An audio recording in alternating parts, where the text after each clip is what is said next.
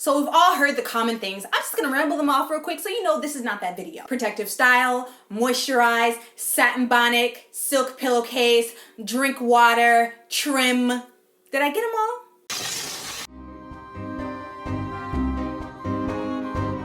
Hey loves, my name is Latoya Ebony. Welcome back to my channel. If you are new, look around. I've got a ton of natural hair care videos that I think you might enjoy, so go ahead and subscribe and also follow me on Instagram. So I just posted a video on my length check. You can check it out. I will link it down below. But it was me and my husband measuring my hair, figuring out where it's at so that I can reach my goal of nipple length hair. And let me tell you, if you've ever breastfed, you know that could be a long way.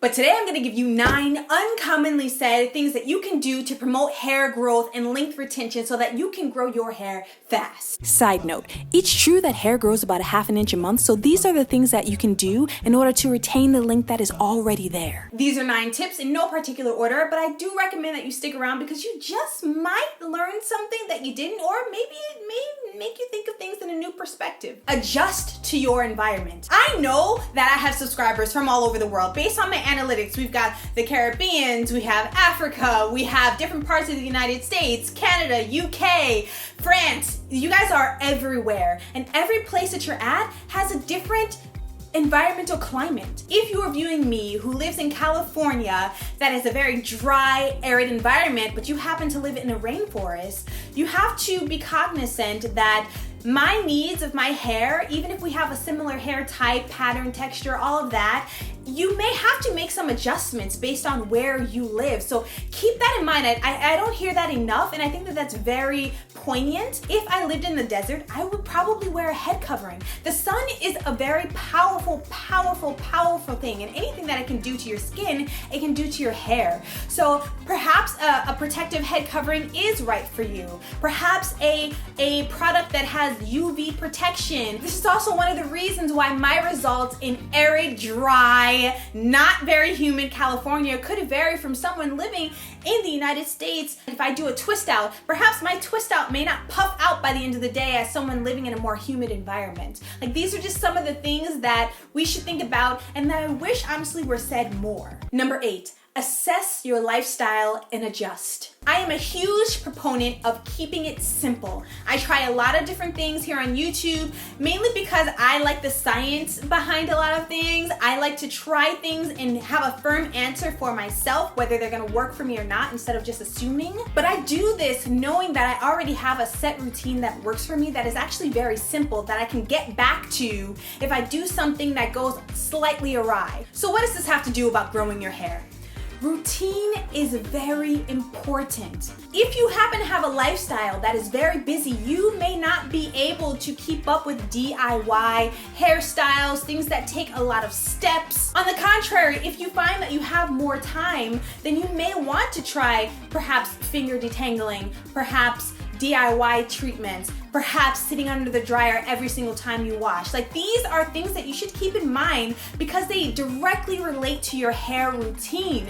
If your lifestyle doesn't support the choices that you want to make with your hair, there's no way that you're going to keep up with it and you will not retain your length. Put the scissors down. Now you're probably like, What you mean? I thought you said trimming was good. yes, trimming is fantastic. I believe in trimming your hair because if you have split ends, the only way to stop that split from traveling up the hair shaft is to stop it by cutting off. That's the easiest way to do it. However, if you find that you are not reaching your lengths and you're trimming your hair every single month, I'm gonna need you to put the scissors down. Really look at your ends. See if they're splitting. If you can actually see if your hair is split, if there's excessive knotting, then go ahead and trim. But that's gonna lead me to number 6. Don't obsess over your single strand knots. Now, you've probably heard many people say that if you have excessive single strand knots, that it's time to trim your hair. Generally, I do believe that as well. That is the advice that I have given, and I do stand behind that advice.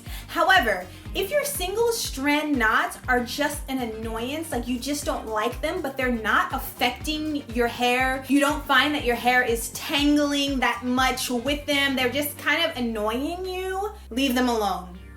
Leave them alone. I have plenty of single strand knots at the ends of my hair, but I'm still able to properly detangle my hair. I can still feel that there are some, but I've come to the conclusion that there is just no way to get rid of every single strand knot. I would be cutting my hair every month all the way up to my scalp, because the minute that I cut my hair, I'm gonna get another single strand knot. This is the reality of me having the hair pattern and texture that I have. It is going to tangle. I am going to get single strand knots, which is why people say that it's very important to keep your hair stretched, and I also agree with that. Embrace your shrinkage every now and again, just like you would a flat iron hairstyle.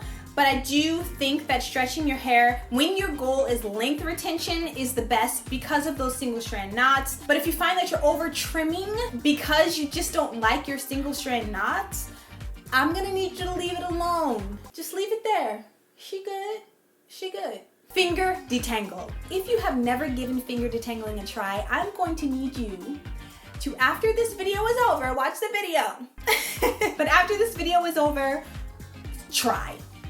On your next wash day, just try and keep trying, because I will tell you that finger detangling has allowed me to retain a lot of my length. Why? Because I can feel with my fingers what is happening. And if you need a video on how to do finger detangling, I do have a video. I will link it up here. But before, when I was using the comb, I was kind of just ripping through my hair, and I would hear that ripping sound. I know y'all know what I'm talking about.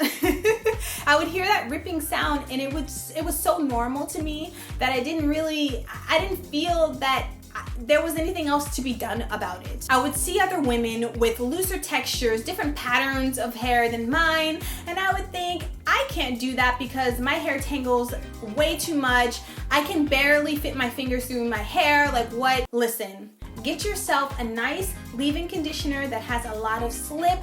Put some oil on top of that and finger detangle. I am telling you guys, it is one of the best ways to retain length.